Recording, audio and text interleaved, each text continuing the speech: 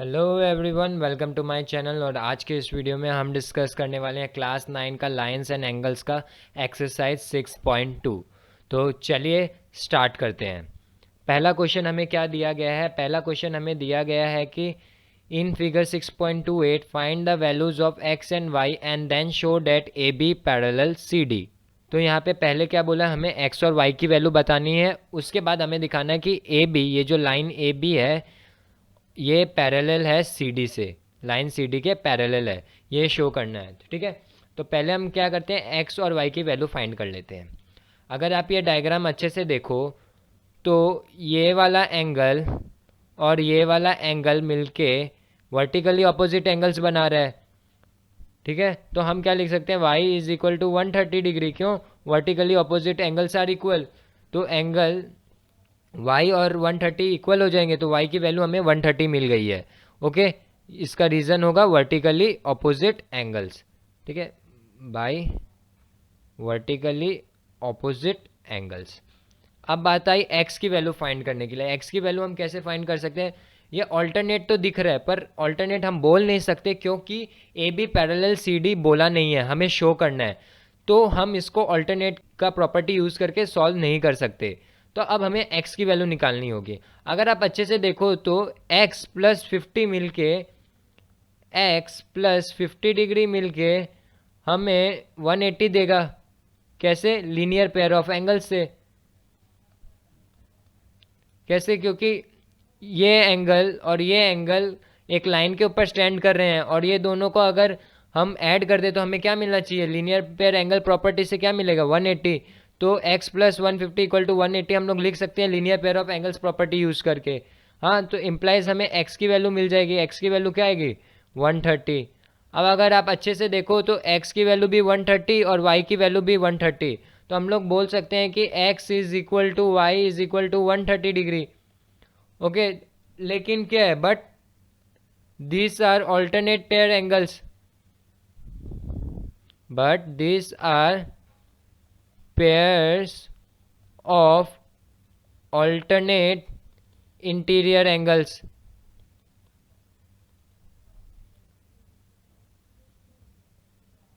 ये तो अब alternate interior angles हो गए क्योंकि इसकी वैल्यू और इसकी वैल्यू इक्वल है।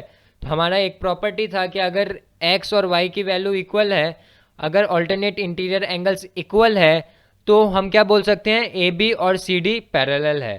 तो hence we can say that, क्या बोल सकते हैं हम लोग, A B is parallel to C D. ठीक है, यही था इसका सॉल्यूशन। सेकेंड क्वेश्चन में क्या दिया है कि A B parallel C D and C D parallel E F, और वाई इज टू जेड क्या बोला, 3:7 का रेशियो है। फाइंड एक्स, हमें एक्स की वैल्यू फाइंड करनी है। तो y इज टू जेड क्या है, 3:7 है। तो हम क्या लिख सकते हैं, let y equal to 3a and z equal to 7a। हमने लेट ले लिया। ओके, अब अगर आप डायग्राम में देखो, C D, line C D और लाइन ई एफ एक दूसरा के पैरेलल है। तो हमें एक प्रॉपर्टी पता है कि अगर दो लाइन पैरेलल है तो उसका ऑल्टरनेट इंटीरियर एंगल्स इक्वल होता है। तो ये z और इसकी वैल्यू क्या होगी, z ही होगी। जो भी इसकी वैल्यू आती है, z मान लीजिए अगर 100 डिग्री आता है तो ये वाला z भी 100 ही होगा ऑल्टरनेट इंटीरियर एंगल से। तो हम अभी इसको लेट z कर लेते हैं, इस एंगल को। ओके, अगर आप अच्छे से देखो तो y प्लस जेड मिलके 180 देगा, क्योंकि एक लाइन के ऊपर स्टैंड हो रहा है ये दो एंगल्स, y और z। तो हम क्या लिख सकते हैं, y plus Z is equal to 180 degree, linear pair of angle से। लीनियर पेयर ऑफ एंगल से y और z 180 लिख सकते हैं। और y को हम ले लेते हैं 3a और z को ले लेते हैं 7a। तो क्या हो जाएगा, 180। यहाँ पे 3a प्लस 7a कितना होगा, 10a। और यहाँ पे कितना होगा, 180। तो a की वैल्यू क्या आ गई, 18। a की वैल्यू 18 आ गई। तो मतलब देयरफॉर हम क्या बोल सकते हैं, y की वैल्यू क्या होगी, 3a is equal to 3 into 18। तो इसका वैल्यू कितना आएगा, 54 डिग्री। ओके, और z का क्या आएगा, 7a है। तो 7 इंटू 18 इज इक्वल टू कितना आएगा, 126। तो हमें y और z की वैल्यू पता चल गई, मतलब ये एंगल 126 है, ये एंगल भी 126 है, ये एंगल आपका 54 है। अब हम क्या करेंगे, ये z और ये z भी ऑल्टरनेट पेयर ऑफ, ये z और ये x alternate pair of angles बन सकते हैं। कैसे? क्योंकि ए बी, जो लाइन ए बी है वो पैरेलल है सी डी के, और सी डी जो लाइन है वो पैरेलल है ई एफ के। तो हमने एक थ्योरम पढ़ा था कि lines which are parallel to the same line are parallel to each other. उस थ्योरम के हिसाब से हम क्या लिख सकते हैं, A B is parallel to E F.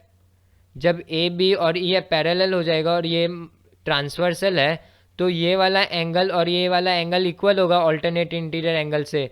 तो हम क्या लिख सकते हैं, angle x is equal to z, bracket में दे सकते हैं ऑल्टरनेट इंटीरियर एंगल्स। ठीक है, ये हो गया ऑल्टरनेट इंटीरियर एंगल से, since A B parallel E F है इसलिए। तो x और z क्या हो जाएंगे, इक्वल हो जाएंगे। x की वैल्यू हमें पता नहीं, पर z की वैल्यू तो पता है 126 डिग्री, तो x की वैल्यू भी क्या हो गई 126, तो इसकी वैल्यू आ गई 126। आप इसको किससे और एक तरीके से सॉल्व कर सकते थे, वो था को interior angles. x plus Y is equal to 180 degree, क्योंकि ए बी और सी डी पैरेलल लाइन्स है, तो आप x प्लस वाई को इंटीरियर बोल सकते हो। और x plus Y is equal to 180 से सॉल्व करता, आपको x y का वैल्यू पता था, तो आपको x का वैल्यू मिल जाता। ठीक है, तो ये इस क्वेश्चन का आंसर है 126, x की वैल्यू है 126। अब बढ़ते हैं नेक्स्ट क्वेश्चन की तरफ। नेक्स्ट क्वेश्चन में क्या दिया है कि ए बी जो है वो पैरेलल है सी डी के, और ई एफ है वो परपेंडिकुलर है सी डी के, और बोला है जी ई डी का वैल्यू जो है वो है 126। मतलब ये एंगल प्लस ये एंगल, ये पूरा टोटल एंगल मिला के है 126। और हमें बोला कि ए जी ई निकालो, मतलब ये वाला एंगल निकालो, और क्या बोला जी ई एफ निकालो, सिर्फ ये वाला, सिर्फ इतना पार्ट निकालो, और बोला एफ जी ई निकालो, मतलब ये वाला एंगल निकालो। ठीक है, जैसे कि ई एफ परपेंडिकुलर है सी डी के, तो ये एंगल कितना बनेगा 90। ठीक है, इसको 90 बोल सकते हैं। तो 90 माइनस 126 कितना होगा 36। तो ये एंगल का वैल्यू क्या आ गई 36। 36 प्लस 90 मिलके जी ई डी मिलेगा हमें। कैसे? एंगल जी ई डी किससे बना है, दो एंगल से बना है, G angle G E F plus angle F E D. ठीक है, तो जी ई एफ और एफ ई डी को हम अगर ऐड कर दे तो हमें क्या, कौन सा एंगल मिलेगा, एंगल जी ई डी, ये पूरा एंगल मिलेगा। ठीक है, अब जी ई एफ की वैल्यू हमें पता नहीं है, जी ई डी की लेकिन ज़रूर पता है 126। जी ई एफ की हमें पता नहीं है, तो इसको एक बार एक्स ले लेते हैं। और एफ ई डी क्योंकि ये परपेंडिकुलर है, तो इसका वैल्यू कितना आएगा 90। अब हम क्या करेंगे, सॉल्व करेंगे, हमें मिल जाएगी x की वैल्यू जो है हमारी G E F. G F की वैल्यू क्या आएगी 36। तो therefore angle G E F is equal to 36। 36 इसकी वैल्यू हमें मिल गई। अब हमें नेक्स्ट बोला है कि फाइंड करना है जी ए जी ई, ये वाला एंगल। ठीक है, अगर A B parallel C D हमें दिया हुआ है, ये रहा क्वेश्चन में दिया है A B parallel C D. जब A B parallel C D है, हम क्या करेंगे, जी ई को ट्रांसवर्सल मान लेंगे। ठीक है, तो आप यहाँ पे लिखिए since A B parallel C D and G E is transversal, and G E is transversal. तो हम क्या बोल सकते हैं, alternate pair of angles equal होंगे ऑल्टरनेट इंटीरियर एंगल्स, क्योंकि A B parallel C D है, दो लाइन पैरेलल है, तो उसका ऑल्टरनेट इंटीरियर एंगल्स क्या होता है, इक्वल होता है। तो हम क्या बोल सकते हैं, angle A G E is equal to angle G E D बोल सकते हैं। ये वाला एंगल, सिर्फ ये वाला angle is equal to G E D, alternate interior angles बन रहा है, और जी को हमने ट्रांसवर्सल मान लिया, तब क्या होगा, ए जी ई की वैल्यू मिल जाएगी, क्योंकि जी ई डी की पता है हमें 126, तो ए जी ई की क्या हो जाएगी 126। ओके, अभी हमें ए जी ई भी मिल गया 126, यहाँ पे हम लिख लेते हैं 126। अब नेक्स्ट किसकी बारी आती है, F G E. F G ई, अब हमें फाइंड करना है ये वाला एंगल। तो अगर आप अच्छे से देखो, ये angle A G E plus F G E एक लाइन के ऊपर खड़ा है ए बी लाइन में, तो क्या बनेगा, लीनियर पेयर से हमें इसकी भी वैल्यू पता चल जाएगी एफ जी ई की। तो कैसे लिख सकते हैं, इसके लिए हम लिखेंगे angle A G E plus angle F G E is equal to 180 degree. कैसे, लीनियर पेयर ऑफ एंगल से। लीनियर पेयर ऑफ एंगल से हमें क्या मिला कि क्योंकि ये जो है दोनों एंगल्स एक लाइन के ऊपर स्टैंड कर रहे हैं और इसका टोटल वैल्यू कितना होगा 180, तो हम क्या बोल सकते हैं, एक ए जी ई और एफ जी ई मिल कितना बनेगा 180। ए जी ई की वैल्यू आपको पता ही है, एफ जी आपको पता नहीं है, इसको एक बार ऐसे एक्स ले लेते हैं और यहाँ पे क्या आ जाएगा 180। अब यहाँ पे हम क्या लिख सकते हैं, एक्स क्या हो गया हमारे लिए 180 माइनस 126, तो क्या मिलेगा 54। तो angle F G E is equal to 54। ठीक है, इसकी भी मिल गई 54। तो हमें जो जो क्वेश्चंस में मांगा था वो सारा एंगल्स मिल गया। ए जी मिल गया 126, जी ई एफ हमें क्या मिला 36 और एफ जी मिला 54। तो चलिए बढ़ते हैं नेक्स्ट क्वेश्चन की तरफ। नेक्स्ट क्वेश्चन में क्या दिया है कि पी क्यू है वो पैरेलल है एस टी के। ये जो लाइन पी क्यू है ये पैरेलल है एस टी के, ओके। और बोला है कि एंगल पी क्यू आर है जो है 110 डिग्री और आर एस टी जो है वो है 130 डिग्री। अब हमें बोला है फाइंड क्यू आर एस, मतलब हमें ये एंगल फाइंड करना है, एंगल क्यू आर एस। तो इसके लिए हमें क्या करना पड़ेगा, यहाँ एक छोटा सा कंस्ट्रक्शन करना पड़ेगा। क्या कंस्ट्रक्शन, हमें एस टी के पैरेलल में एक लाइन बनाना होगा पॉइंट आर से। तो मैं यहाँ से एक लाइन पैरेलल बना लेता हूँ, डॉटेड्स बना रहा हूँ समझाने के लिए। तो एक लाइन बना लेते हैं, इसे बोलते हैं आर एक्स।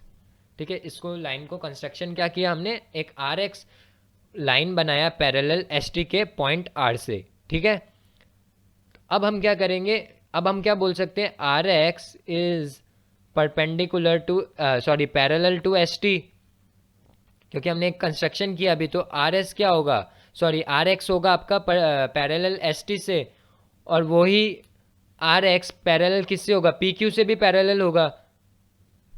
ठीक है, क्योंकि पी क्यू एस टी के पैरेलल है और आर एक्स भी एस टी के पैरेलल है। तो हम लोग और क्या बोल सकते हैं कि R X is parallel to P Q, ये भी हम बोल सकते हैं।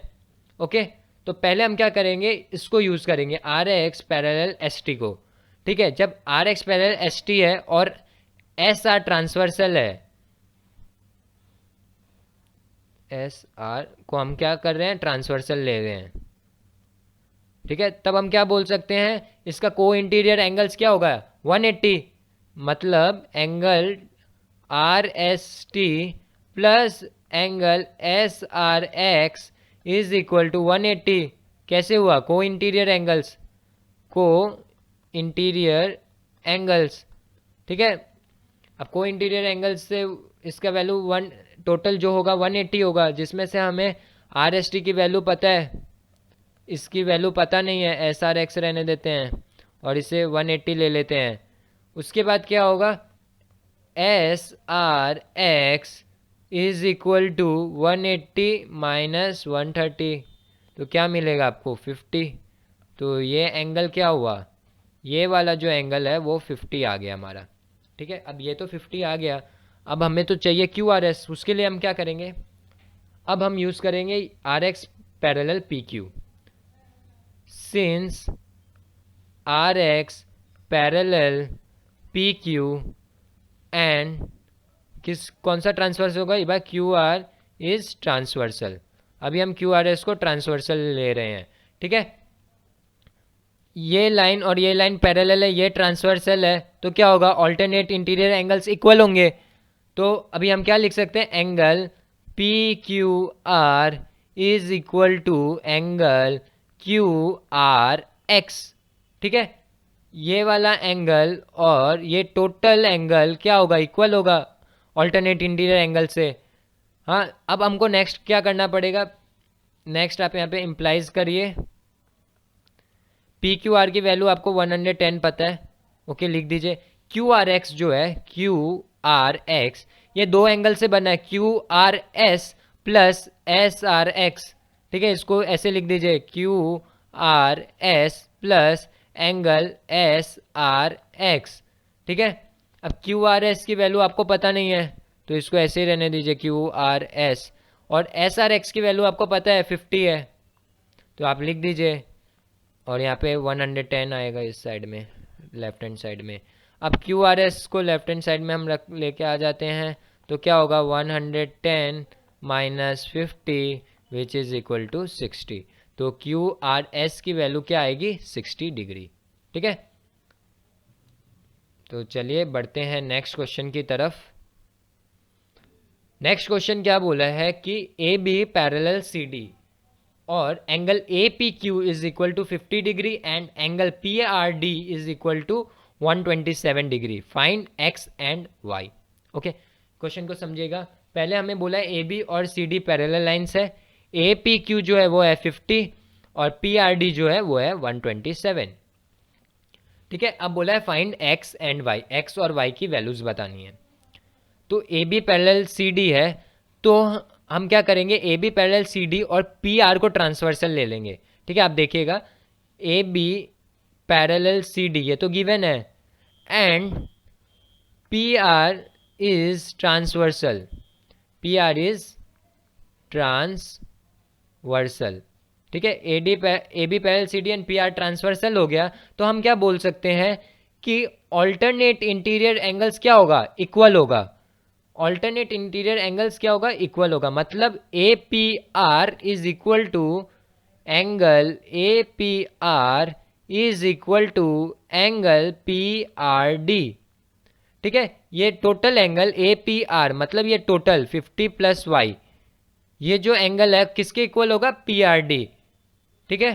तो ए पी आर दो एंगल से बन रहा है, ए पी क्यू और क्यू पी आर से, तो आप लिख दीजिए उसको A P Q plus angle Q P R is equal to angle P R D, ठीक है। ऑल्टरनेट इंटीरियर एंगल्स है, हाँ ब्रैकेट में आप दे दीजिए ऑल्टरनेट इंटीरियर एंगल्स से हम ये सब लिख पा रहे हैं, ठीक है। अब ए पी क्यू की वैल्यू आपको 50 दी गई है, क्यू पी आर की वैल्यू हो गई y, अब पी आर डी का आपको दिया हुआ है 127, सॉल्व कर लीजिए, y की वैल्यू आपको मिल जाएगी, कितना आएगा, y की वैल्यू क्या आएगी 77, ओके। अब हमें चाहिए x की वैल्यू, x की वैल्यू कैसे निकालें, x की वैल्यू हम निकाल सकते हैं अगर आप A B parallel C D लें और इस बार ट्रांसवर्सल चेंज करके आप ले लें पी क्यू को transversal, and P Q is transversal, ठीक है। पी क्यू को हम ट्रांसवर्सल ले रहे हैं तब क्या होगा, ए पी क्यू और पी क्यू आर इक्वल हो जाएंगे, angle A P Q is equal to angle P Q R, कैसे हुआ, ऑल्टरनेट इंटीरियर एंगल्स, ठीक है। ऑल्टरनेट इंटीरियर एंगल से इक्वल हो गए, ए पी क्यू की वैल्यू आपको पता है 50 और पी क्यू आर क्या हो गया x, तो x की वैल्यू क्या आ गई 50, तो x की वैल्यू आप दे दीजिए 50 डिग्री, ओके। अब इसकी वैल्यू अगर आप निकालना चाहें, ये एडिशनल है मैं बता रहा हूँ, तो इसकी वैल्यू क्या आएगी, अगर आप देखें तो ये जो एंगल है ये एक लाइन के ऊपर स्टैंड कर रहा है, तो ये वाला एंगल और ये 127 मिलके 180 डिग्री बनाएंगे, तो लीनियर पेयर एंगल से यूज़ करके हम इसकी भी वैल्यू फाइंड कर सकते हैं, तो इसकी वैल्यू क्या आ जाएगी 53। क्वेश्चन नंबर 6 में क्या दिया गया है कि पी क्यू और आर एस टू मिरर्स है which are place parallel to each other, ये दो मिरर है जो कि पैरेलली प्लेस किया गया है एक दूसरे से, हाँ। और उसके बाद बोला है कि incident ray A B strikes the mirror P Q at B, A B क्या है, इंसिडेंट रे है जो पी क्यू को स्ट्राइक कर रहा है एट पॉइंट बी में, और उसके बाद क्या है, the reflected ray moves along the path B C and strikes the mirror R S at C. ये जो ए बी इंसिडेंट रे है और जो पी क्यू मिरर में जब स्ट्राइक करता है तो एक रिफ्लेक्शन का रे और बनता है, वो रिफ्लेक्शन का रे क्या है, इंसिडेंट रे बन जाता है आर एस मिरर के लिए, वो जो रे है वो जाके कहाँ लगता है, आर एस मिरर को एट पॉइंट सी में जाके इंसिडेंट करता है वो। फिर क्या बोला है, and again reflects back along C D. मतलब जब वो आर एस को पॉइंट सी में इंसिडेंट करता है तो वो फिर क्या करता है, एक रिफ्लेक्शन रे फिर से बनाता है जो कि पाथ सी डी के थ्रू जाता है। तो यहाँ पे क्या बोला है, एंगल ए बी जो है पी क्यू का इंसिडेंट रे है और बी सी क्या है, आर एस का इंसिडेंट रे है। और पी क्यू के लिए रिफ्लेक्टेड रे क्या है, बी सी, और आर एस के लिए रिफ्लेक्टेड रे क्या है, सी डी। तो अब हमें बोला है कि हमें प्रूव करना है कि ए बी जो है line incident ray A B is equal to reflected ray C D, मतलब is not equal to, is parallel to, A B is parallel to C D. ये हमें प्रूव करना है। तो इसको प्रूव करने के लिए हमें एक कंस्ट्रक्शन करना पड़ेगा। हमें क्या करना पड़ेगा, इंसिडेंट रे और रिफ्लेक्टेड रे के बीच में हमें एक नॉर्मल क्रिएट करना पड़ेगा। ठीक है, तो हम एक नॉर्मल बना देंगे। नॉर्मल क्या होगा, पॉइंट जहाँ इंसिडेंट रे स्ट्राइक करता है उस पॉइंट से आपको एक स्ट्रेट लाइन बना देना है जो होगा बी ई, और सी आर एस मिरर के लिए बी सी जहाँ स्ट्राइक कर रहा है पॉइंट सी को इंसिडेंट रे, वहाँ से आपको एक टू नॉर्मल बना देना है स्ट्रेट लाइन जो कि होगा सी एफ। अब आपको करना क्या है, आपको अभी बताना है कि A B parallel C D. तो अभी हम पहले क्या लिखते हैं, पहले हम लिखेंगे since B E and C F are normal. हमने नॉर्मल क्रिएट किया तो हम क्या लिखेंगे कि B and C F are normal to P Q and R S respectively. ठीक है, पी क्यू और आर एस क्या नॉर्मल क्या है, B E and C F, ये हमें पहले बता देना है। तो अब हम क्या बोल सकते हैं, देयरफॉर क्या बोल सकते हैं, बी ई जो है वो पैरेलल होगा सी एफ के। ठीक है, ये पार्ट हम बोल सकते हैं। उसके बाद हम क्या करेंगे, हम अब आपका जो मिरर्स है उसमें एक प्रॉपर्टी होती है लॉ ऑफ रिफ्लेक्शन कि angle of incidence is equal to angle of incidence is equal to angle of reflection. ठीक है, एंगल ऑफ इंसिडेंस जो है वो होता है इक्वल एंगल ऑफ रिफ्लेक्शन के। तो यहाँ पे एंगल ऑफ इंसिडेंस कौन सी बनेगी, अगर इस पी क्यू मिरर में लें, अगर हम पी क्यू मिरर को अभी पकड़े तो ए बी क्या होगा, A B E, angle A B E जो है वो एंगल ऑफ इंसिडेंस बनेगा। ठीक है, ए बी ई जो है वो बनेगा एंगल ऑफ इंसिडेंस।